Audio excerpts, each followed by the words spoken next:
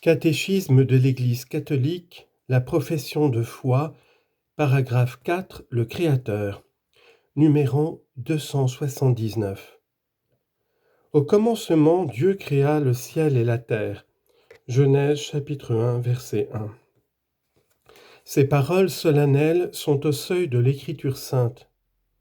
Le symbole de la foi reprend ces paroles en confessant Dieu le Père Tout-Puissant comme le Créateur du ciel et de la terre, de l'univers visible et invisible.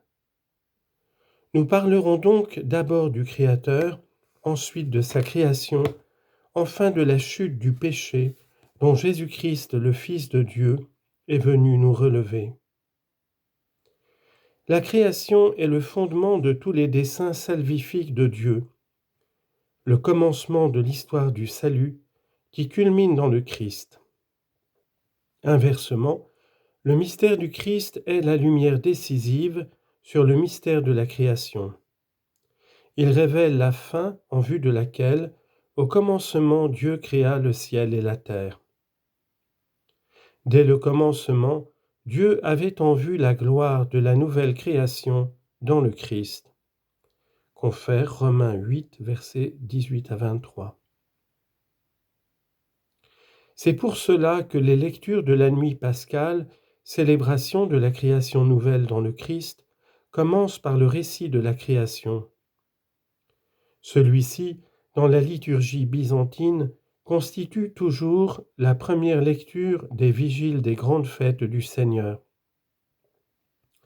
Selon le témoignage des anciens, l'instruction des catéchumènes pour le baptême suit le même chemin. 1. La catéchèse sur la création. La catéchèse sur la création revêt une importance capitale.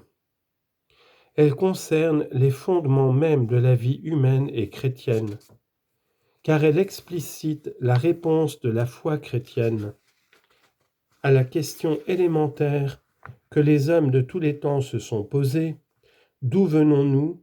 Où allons-nous? Quelle est notre origine? Quelle est notre fin? D'où vient et où va tout ce qui existe? Les deux questions, celle de l'origine et celle de la fin, sont inséparables. Elles sont décisives pour le sens et l'orientation de notre vie et de notre agir. La question des origines du monde et de l'homme fait l'objet de nombreuses recherches scientifiques qui ont magnifiquement enrichi nos connaissances sur l'âge et les dimensions du cosmos, le devenir des formes vivantes, l'apparition de l'homme.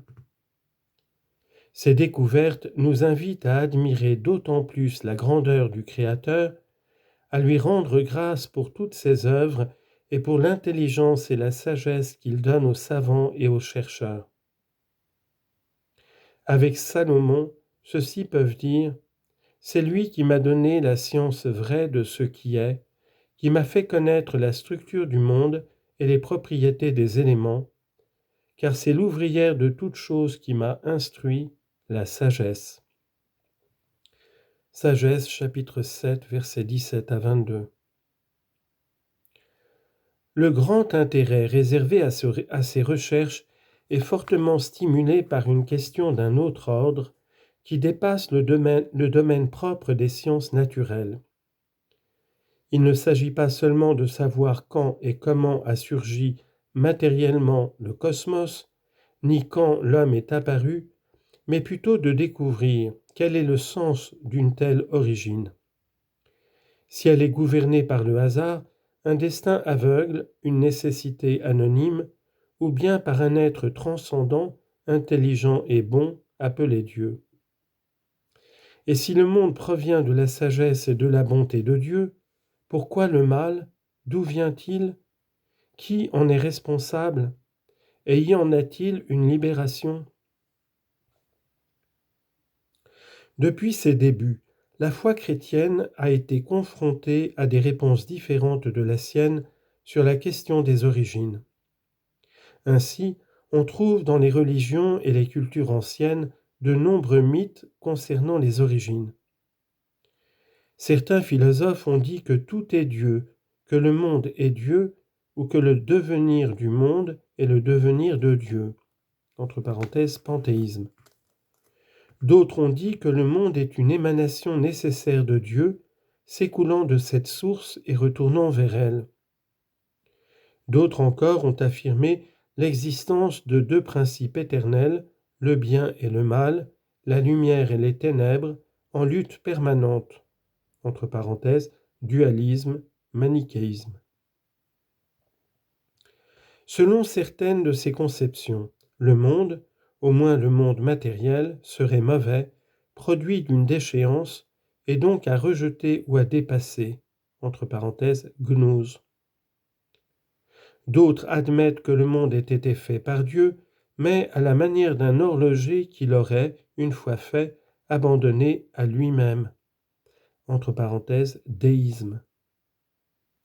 D'autres enfin n'acceptent aucune origine transcendante du monde, mais y voient le pur jeu d'une matière qui aurait toujours existé, entre parenthèses, matérialisme.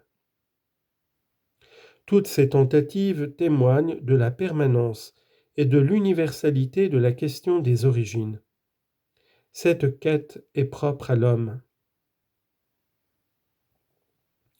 L'intelligence humaine a la capacité, certes, de trouver déjà une réponse à la question des origines.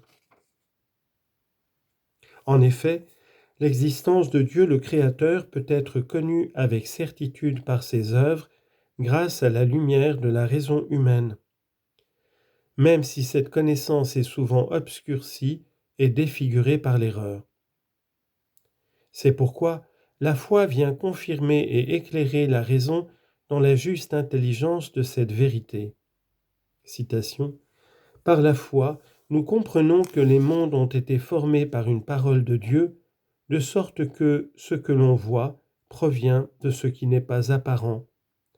Hébreux chapitre 11, verset 3.